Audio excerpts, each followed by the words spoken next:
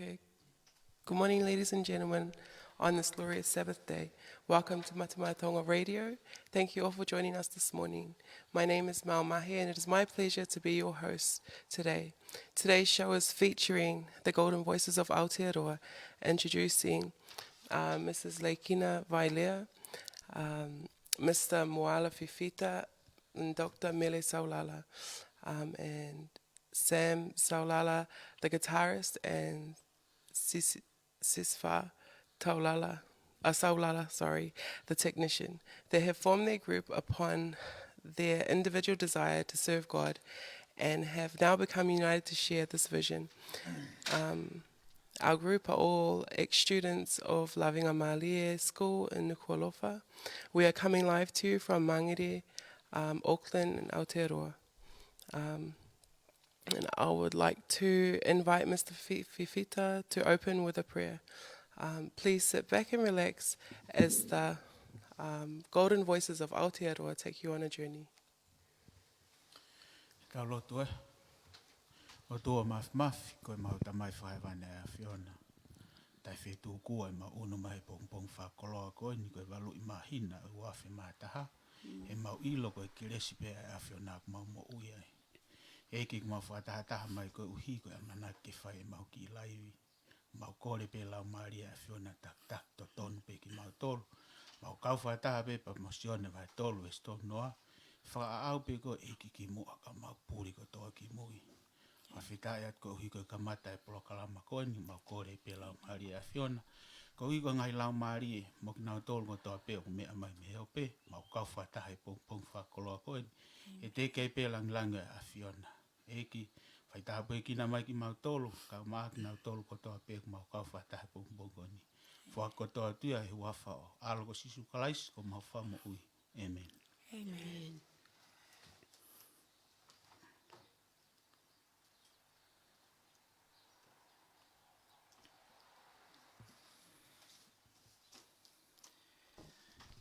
Whawhitai ki malo tau te ia sia ai pong whakolea koe ni e kainga mea mai me heo pe kai whakahoko atua ai hiva ulaki koe whakaawa hauloto.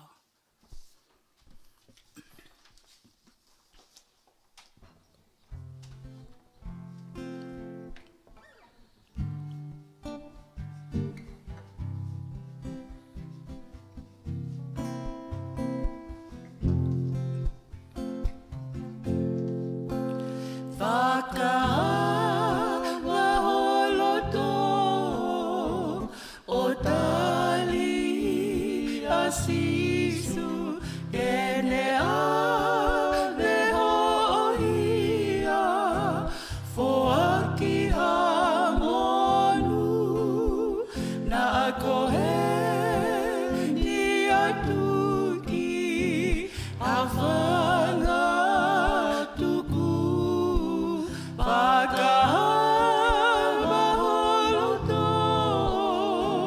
tali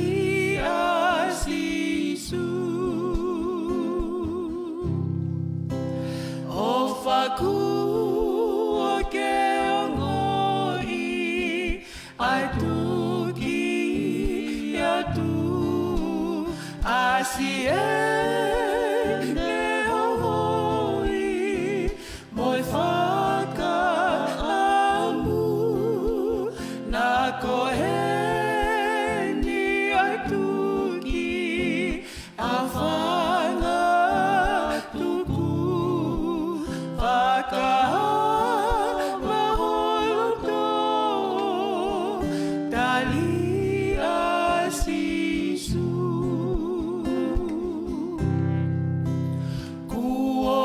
kuofi ataimi eneto e hau koho fakamoi na ikai mau na koe ni aituki hawhanga tuku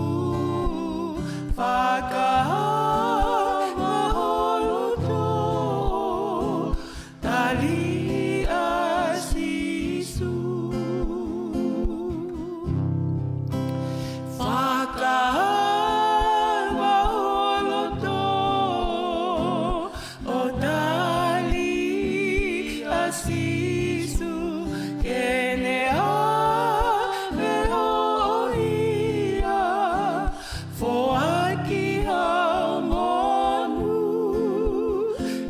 ko e ni ai tuki a whana tuku fakalotu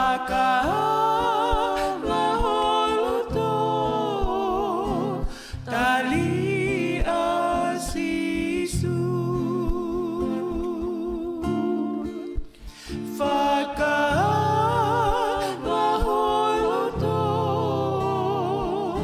tali a sisu.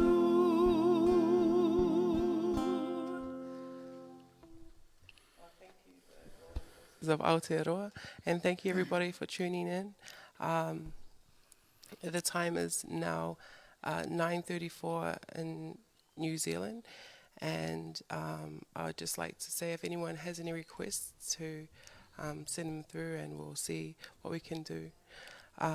Please like and share the live. Thank you. Leikina will introduce our next song. And the second song is dedicated to the CEO of Matamaatonga Radio, and she's in San Francisco, California, in the United States of America. Maloho mo mea mai ka inga pak mau whaketa ilahi ko ia ko hiva te mautoi o atu, ok behe e he hiva, ok o whai au e sisu. Pe he o whai ki tau tolo e sisu, o kun hanga o whai ki tau tolo mi he ngau e a heri ki he tau mo ui. Pe tau tuku lolo ka kato ki a te ia he mea hano kotoa pe, pe tau tuku lolo. Hange ko hiva na mautok o atu, ko e tuki au whai ma tau tolo, e whakaawa ho tau loto, e tau mau e mo i ta inga ta, he tau tare a sisu ki loto. Te mau whakahoko ata hivan.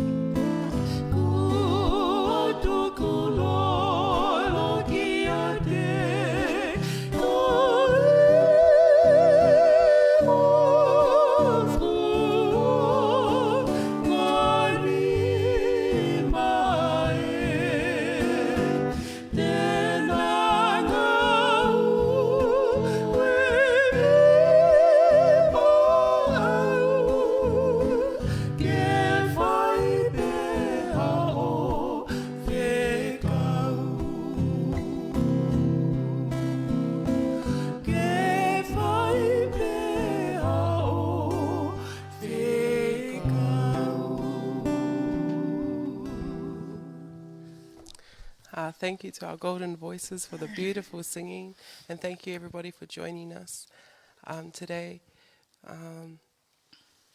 Once again, if you have any requests, please send them through.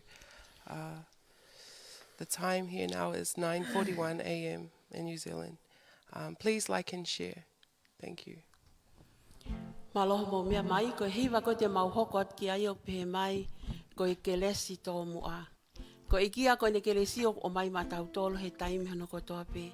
Pa ko pau ki tau turi turi, ki tau whai a mea ko toa pe ki hei ki, ke whai ho tau whakahauwhi. Mo mea mai rewa ka mau whakahoko atu.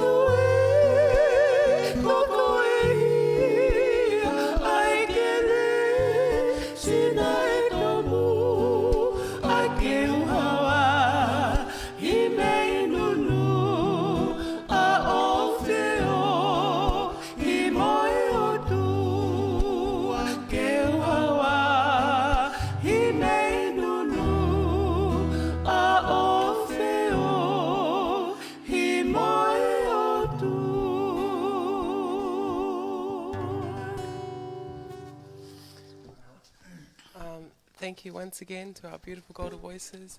Thank you for joining us this morning. The time is now 9:45 here in New Zealand, and we would like to invite you to like and share our live.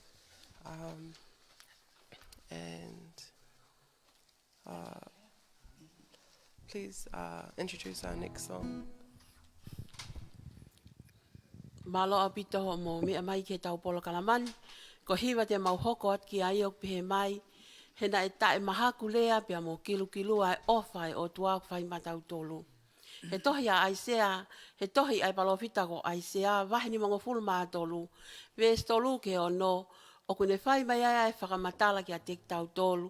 Ai foaki hono si no, ke pekia ko hiako ki tau tolu. Pa tau ma uia, ko hiako e mo uita e ngata. Mau mea mai ka mau whakahoko atu. Amen.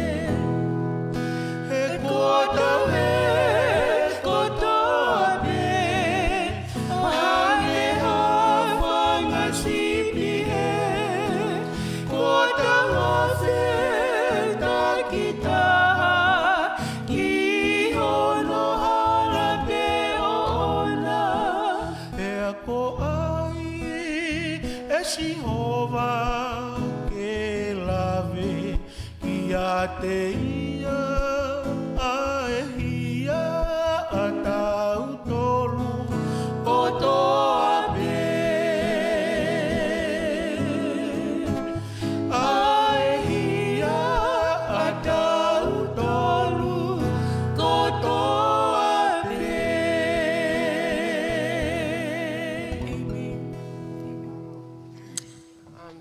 Thank you again to our Golden Voices and our guitarist, Sam. To everybody that's joining us this morning, welcome, and thank you for joining us. The time here is now 9:50 a.m. and please like and share our live. And can you please introduce our next song? Malo au pito mo mea mai. Ko hiva kon kok mau hoko at koi ki ai.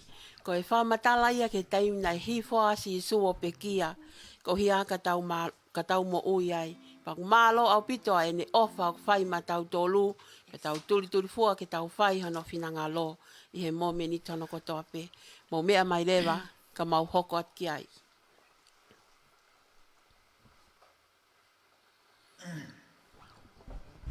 Whakatai ke ki.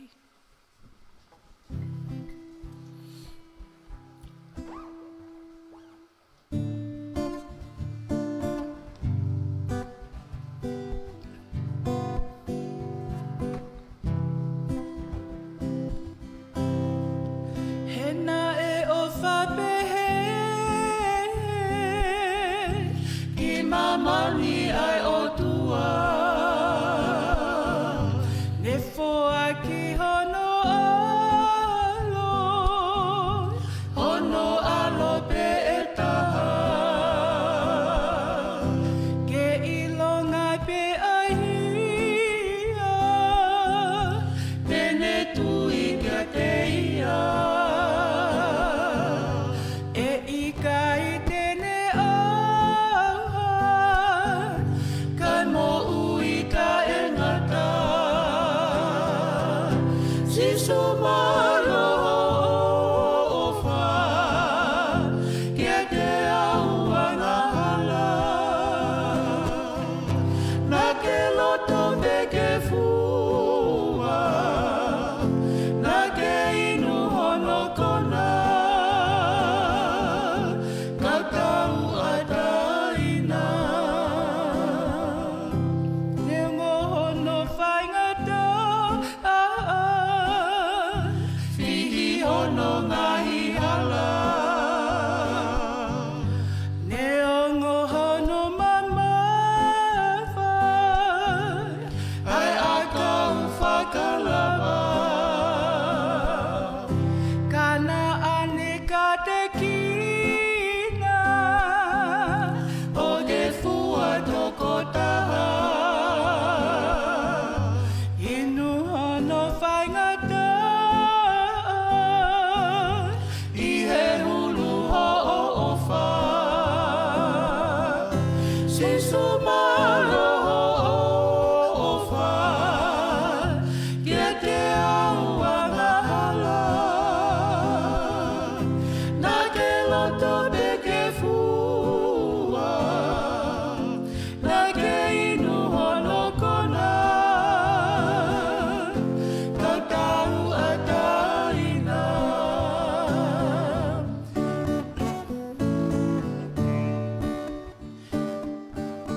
Ne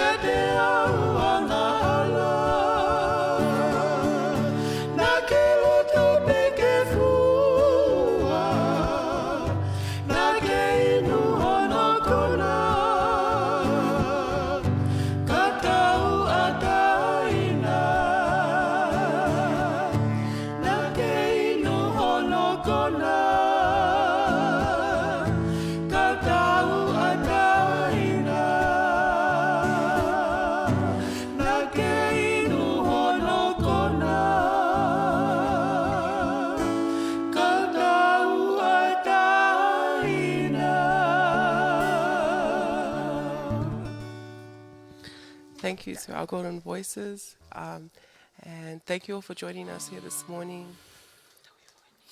The time is now 9:56 a.m. And we invite you to like and share this live.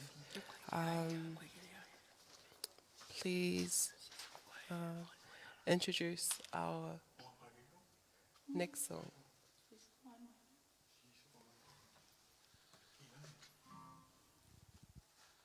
Thank you. Ko hiwa te mau hoko atu ko iki ai e taimini. O pehe mai he lau asi o ne, te tala mai. Ko ia e hala mo mo oni mo ui. Ka pau te ke ma uia. Ko ia ai mo ui anga ki tau whanonga i ke mo ui ta ngata. O mea mai ka mau whakahoko atu ia.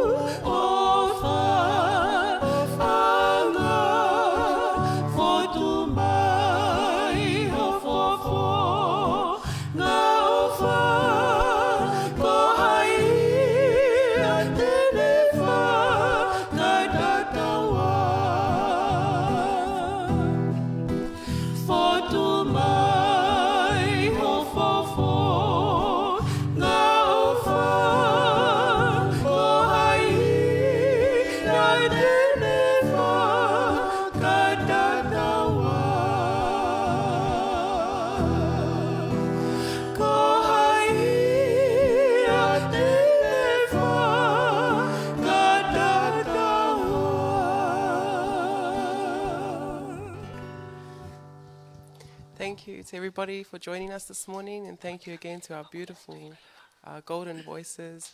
We can really feel the spirit this morning. We invite you to like and share our live. The time here is now 10:01 a.m. and we'd like to introduce our next song. Thank you. Malo o pito. Pau tau whiawhia lahi ke ike te au kei mao e whainga malie. Ke tau lawa i o whakakaukau loto. Ki he eiki he ngahi mea ko tō pēku ni o mai. Ko hiwa ko te mau hoko at ko iki ai. Ko mau whamatala iha taimi ai whakalilifu. Ai mea ko e hoko mai ka te tau tolu. Ka pau he kai ke tau tari a sisu ke tau mo oi. Oi kai ngata iai, o kune whakaamo mai ke awe ke tau tolu ki he vani. He tau mo oi tae ngata, ke tau mau ia maa tau tolu. Mau ai pe, mau mea mai ka mau whakahoko atu ia.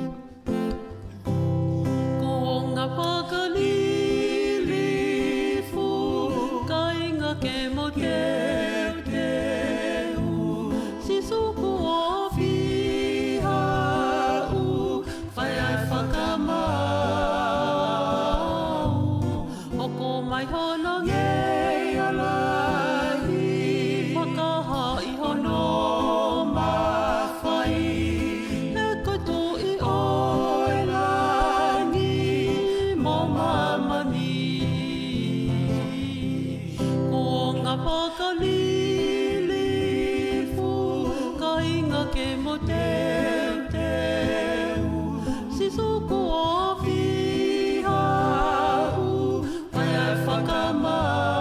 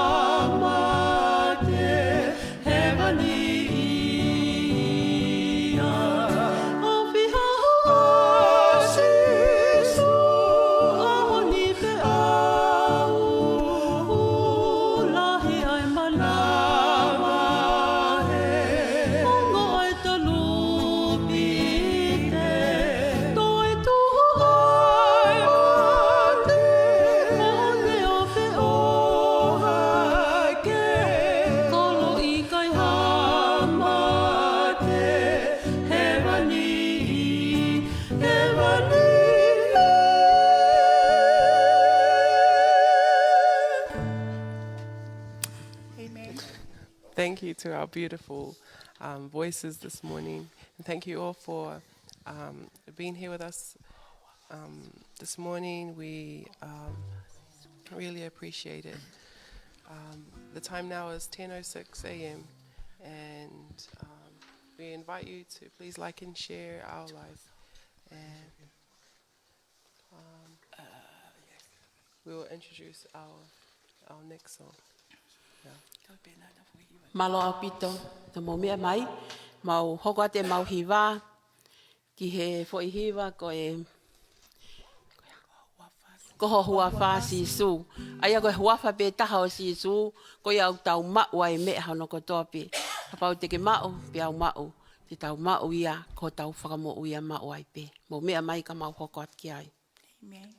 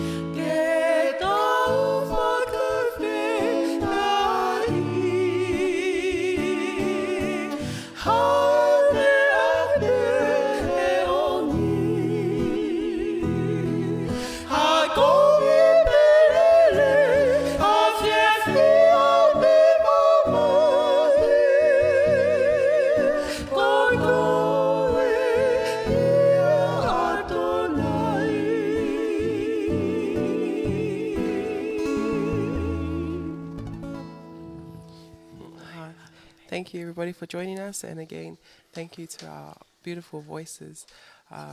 We can definitely feel the spirit this morning. The time now is 10 a.m. And we appreciate you being here with us this morning. We would invite you to like and share our live. And please introduce our next song for this morning. Malo au pito kainga, mo wakai mai ke he hoko atu ai pē ai tau hiva i he polo kalamani. Pau mau whata wange pēna mo mau, o mau mau ha aho fia i he ahoni. Ko hiva ko te mau hoko atu koe ki ai ok pehe mai, o tau mo ui i he kuonga whakaosi. Pe te tau tae whaka mo on fefe, ko e kuonga ini, o tau lolotonga ngā ue ki ai. Ka mo wakai mai ki he lea o hiva, pa mo mea te mau whakahoko atu he taimini. Malo.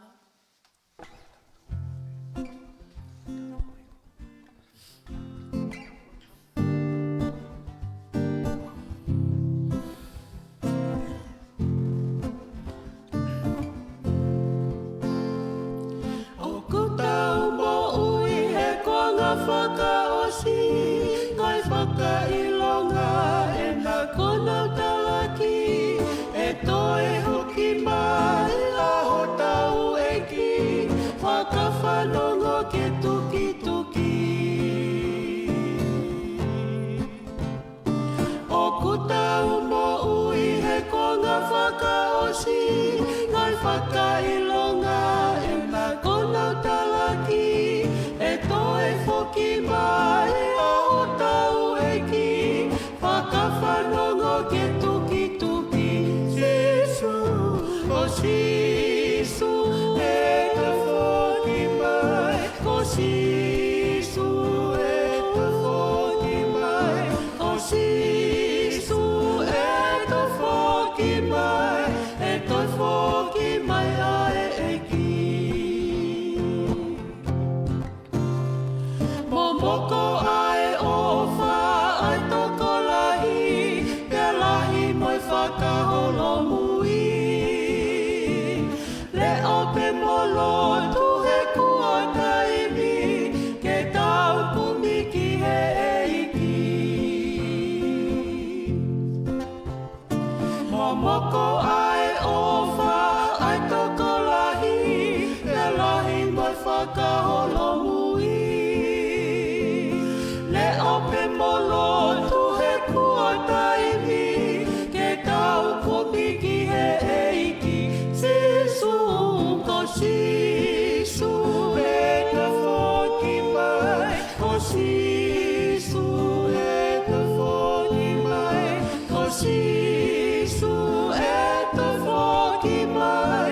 E te foki mai ae eiki.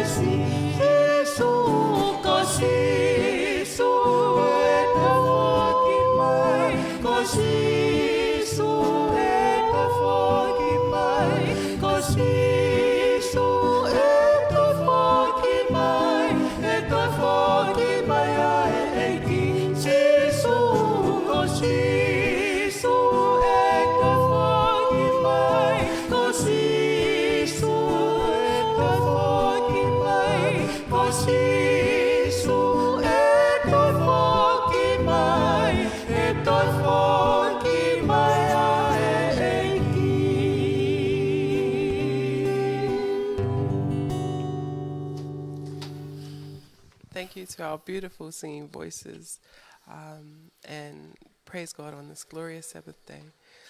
We thank you all for joining us this morning. The time is now 10:15 a.m. and we invite you to like and share our live. And we will introduce the next item for this morning. Thank you all for tuning in, and I hope you are all having a great Sabbath morning this morning. Malo au pito kainga e ho mo mea mai ke tau polo kalamani.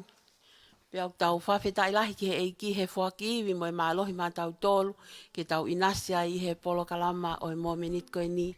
Ko hiwa koe te mau hoko atau ki ho ki he polo kalama e aho ni au pehe mai. Si su whakahaofi ki mau tolu me ngahi vanu ki he kehe o e mō ui. Ui ko mau tuia pa mo e mau whalala kakato ki he eiki.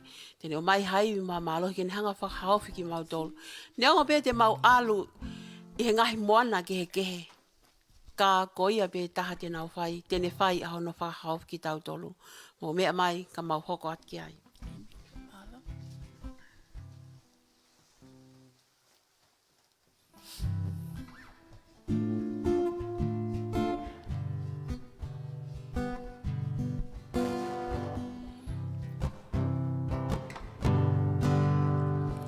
Sisu fakalotu uike he eku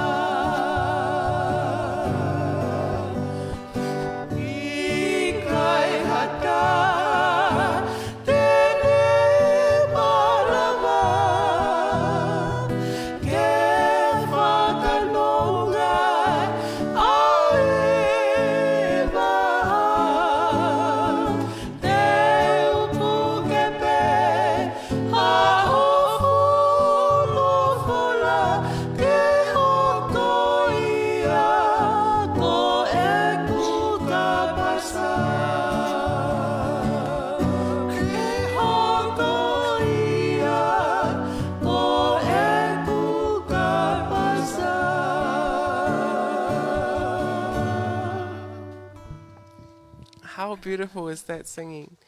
We thank you all for joining us this morning. Another thank you to Sam, our guitarist, and everybody here joining us. Our time now is 10:21 a.m. And we invite you to please like and share our live. We hope you are enjoying this beautiful Sabbath morning, and we thank you once again. Malo au pito. Tau hoka den ke mau hiva whakaosi I he polo kalama o e aho ni. Tala mai he same ua tolu, ko tau hia si hova he ikai ke tau masiva. Pea kune tala mai kia te tau tau neonga tau alu pe he tele a ku malo a kia yamate. He ikai te tau mana wahe ki hakovi, he koi au tau whiohi ma o ai pe. A tēnā e tala monu ke te kumau tolu katoa pe, ha polo kalama ka hoko mai, o kumau whia lahi he tau kau whakataha mo kumau tolu I he aho ni. Ka mo mea mai, mau whai atua hiva whakaosko e ni. Malo a pito.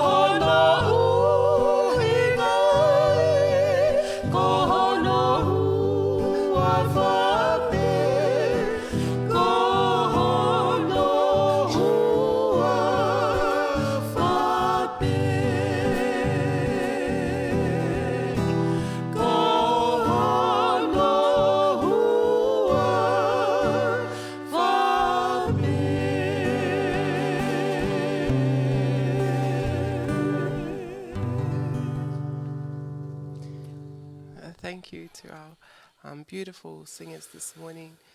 We thank you for joining us here today. Glad is the Lord when we are in service of Him. Our time here is 10:26 a.m. We are so grateful for having you all here to share with us to serve our Lord and Savior. So we'll be here again at the same time next week at 9 a.m. To 11 a.m. Next Sunday. Thank you all for joining us this morning. We hope that wherever you are in this world of ours, that you are safe and that you're enjoying your day. Thank you.